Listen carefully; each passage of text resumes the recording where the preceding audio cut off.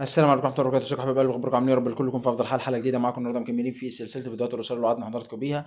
مكملين في آيات سورة الأعراف. معانا النهارده الآيات رقم 48. ربنا عز وجل بيقول: أعوذ بالله السميع العليم من الشيطان الرجيم. ونادى أصحاب الأعراف رجالا يعرفونهم بسيماهم قالوا ما أغنى عنكم جمعكم وما كنتم تستكبرون أهؤلاء الذين أقسمتم لا ينالهم الله برحمة ادخلوا الجنة لا خوف عليكم ولا أنتم تحزنون. ونادى أصحاب النار أصحاب الجنة أن أفيضوا علينا من الماء أو مما رزقكم الله قالوا إن الله حرمهما على الكافرين الذين اتخذوا دينهم لهوا ولعبا وغرتهم الحياة الدنيا فاليوم ننساهم كما نسوا لقاء يومهم هذا وما كانوا بآياتنا يجحدون. صدق الله العظيم. دي آيات النهاردة. ندخل في حلقة النهاردة على طول. جاي بوصي نفسه حضراتكم توصية مهمة جدا، بتدخل من مدخل، يعني هذا الخطأ بيجي من مدخل النفس الأمارة بالسوء أو الشيطان. قضية الحكم على الآخرين،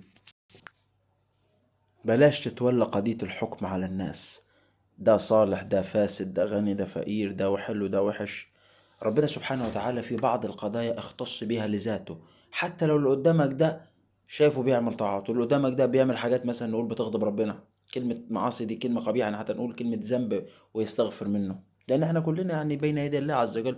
انت لا يرجى اللي بيعمل طاعات ده، ممكن ربنا يقبله، ممكن يتألى على حد أو يحس نفسه يصيبه كبر الطاعة، ربنا يحبط العمل، وده ندمه أشد من ندم اللي ما عملش أصلا.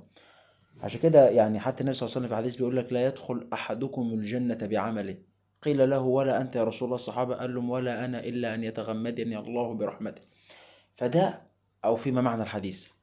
فده عايز اقول لك يعني حتة ان انت دايما ايه، في حاجات ما تتألاش بحكم واحد يقول لك انت مش عارف هتعمل ازاي. في قصة تاني برضو يروح ربنا يقول لك يعني انت بتتألى عليه، طب انا خلاص هدخله الجنة واحبطت عملك انت. فنخلي بالنا جدا من الحكايات دي. ربنا يرزقنا واياكم الجنة. اشوفكم الحلقة الجاية، والسلام عليكم ورحمة الله وبركاته.